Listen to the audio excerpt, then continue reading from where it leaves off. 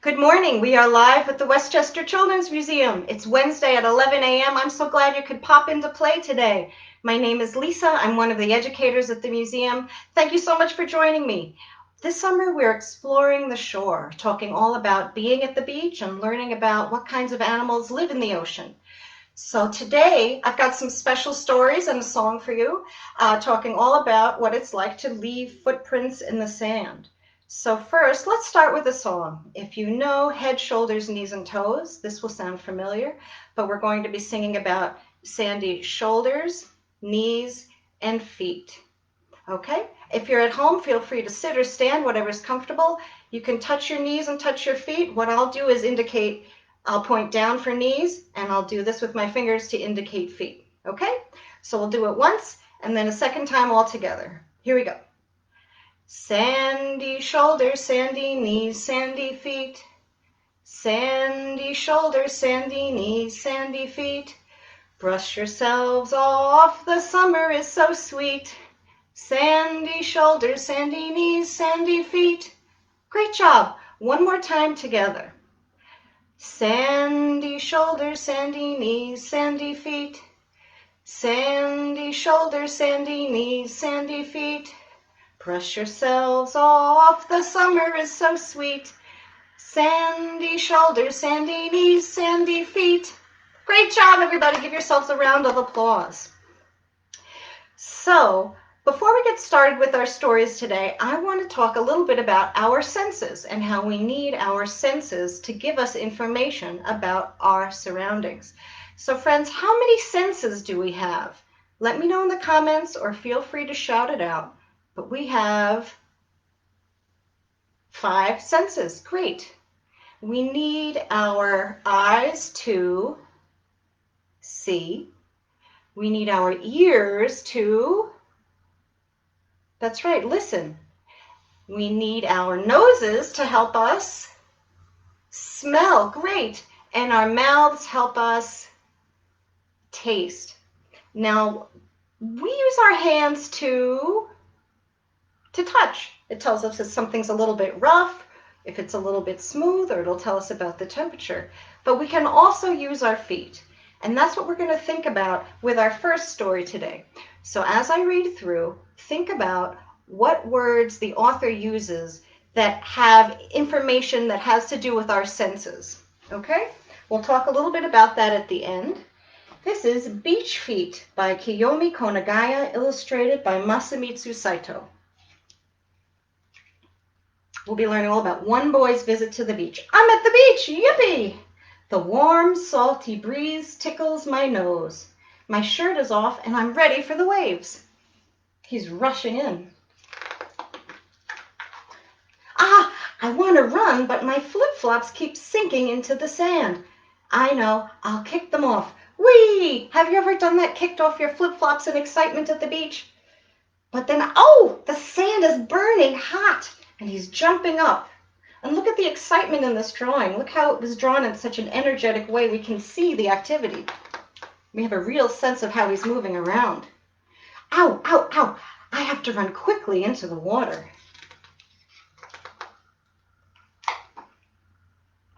The wet sand feels good, cool and soft.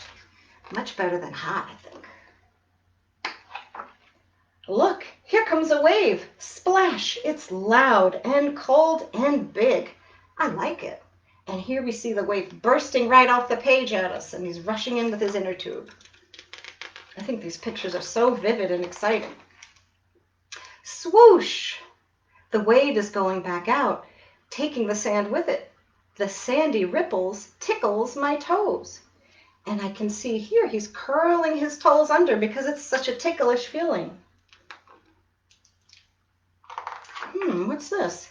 I've stepped on something hard. What do you think it is? Look, I found a shell, and he's picking it up with his toes. He's gripping it in his toes to pick it up. Here comes another wave. It's gigantic. Splash! Have you ever been knocked down by a wave at the beach? Sometimes it can be fun, but sometimes it's a little startling.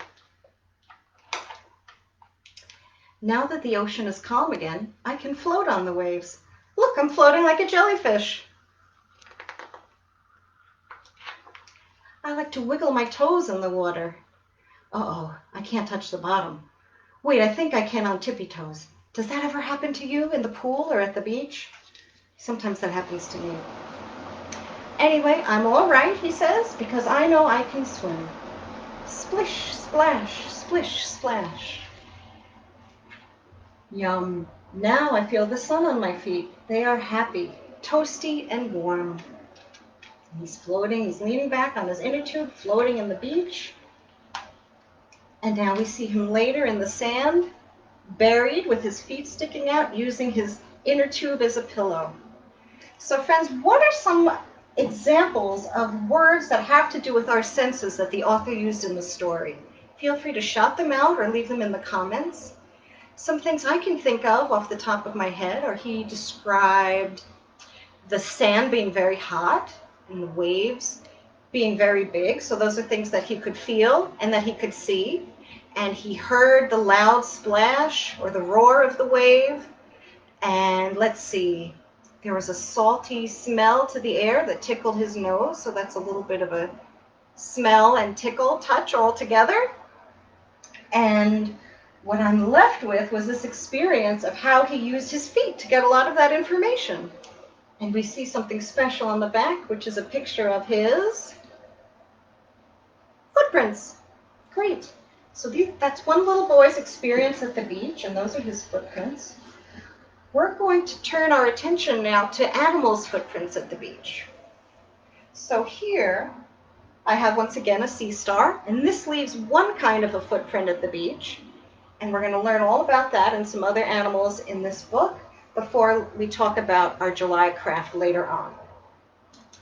So this is Sandy Feet, Whose Feet? Footprints at the Shore, written by Susan Wood and illustrated by Steliana Doneva. So in this book, we're going to meet a family who visits the beach, and we'll get to be a little bit of a detective and see what kinds of animals leave what kinds of footprints at the beach. Okay? So here we go. This is our family that we're meeting today. They're at a trip at the beach. There are other families on the shore. I see a lighthouse, just like the lighthouse we have at the museum if you've ever visited us. Sandy feet at the beach make prints in the sand. So whose feet do we see here? We see a little girl and that's right, a dog. Digging feet, furry, friendly, wet dog licks your hand. So they're having some fun along the shore with the dog. These are his paw prints. And we see some other kinds of markings. Let's read on and find out who they belong to. Wading feet, sandpiper hops, water curls and sprays. So friends, this is a sandpiper. It's a little bird that lives along the shore, and it just wades in the water. It just kind of goes a little bit up its leg into the water. It doesn't swim so much as other birds might. But I want to point out it's got these very thin legs, sort of like reeds or sticks. So they're thin and hollow, and it has this long beak that it pokes into the sand, looking for small bits of food, like tiny crabs and little creatures like that it likes to eat. We see some other prints forming. We've got to read on and find out who they belong to. Crawling feet, click-clack crab, scuttles on its way. So scuttle means it sort of waddles around. So if you saw our program the other day with the Marine Education Center, you met a few different kinds of crabs. And do you remember what we learned about their legs? That's right, they have 10 legs. And you'll see on the front two claws, sometimes front two legs, two claws that look sort of like boxing gloves. So here we see the crab moved along the beach, and it had kind of each leg leaves its own sort of track, so to speak. And we see some other prints forming. Stamping feet, seagulls cry snacks for us to munch. So here's our seagull. If you've ever visited the beach near the museum, you've seen plenty of seagulls. There's something very special about its feet. So there's a little bit of webbing between its toes, and what it does with their feet is that they stamp on the sand, and that brings closer to the surface tiny crabs and animals, insects, worms, things like that it would stick its beak down into the sand and kind of pull out to munch on. Now, because seagulls are scavengers, They eat not just the food that they prefer, but they'll eat any food that they can find. Have you ever been on a picnic at the beach and a seagull comes a little bit close and it seems like it wants your snacks? That's exactly what a scavenger does. Swimming feet, webbed and strong, pelican scoops up lunch. So here's our pelican. It's got these flipper-like feet. If you've ever been snorkeling or scuba diving, you have to put flippers on your feet to help you swim, and that mimics the kind of feet that a pelican has. And it's got also this long bill and a pouch underneath so it can catch and collect food in this pouch right in its beak and kind of throat. And I see some other kinds of footprints forming. Let's see who those belong to. What do you think? That's right. If you said sea star, you're right. Wriggling feet on 5 orange legs, sea star makes its way. So Jeanette talked the other day about sea stars as well and sang about them, and the Marine Education Center taught us a little bit more about them, that underneath each of these legs are many, many little tube-like feet that wiggle and wriggle, as the author says here, and helps it move along. And so in the book, the author's showing us that with these star-shaped prints and this sort of lines that look like it dragged along. And here's our next animal that we're going to meet. Feathery feet, barnacles hide in shells of white and gray. Have you ever seen barnacles like this collecting on wood underneath a pier or on the bottom of a boat or maybe on a rock? So these are the shells, and here very faintly you can see these feathery legs. And another animal. Scooping feet, sea turtle works, time to make her nest. So the sea turtle has 4 legs, or flippers. Now with its front flippers in the water, it flaps them like wings to help swim, and the back legs are used to help steer and balance in the water. And on land, she uses her front flippers to dig to help prepare her nest where she'll lay her eggs. Running feet, children play, sandcastles are the best. So here are some kids running along, and we see their footprints and the footprints of Dad and the little boy and the sandcastles. Have you ever made a sandcastle? Do you use a bucket like this in the picture, or do you kind of sculpt them by hand like they are here? Or do you do both?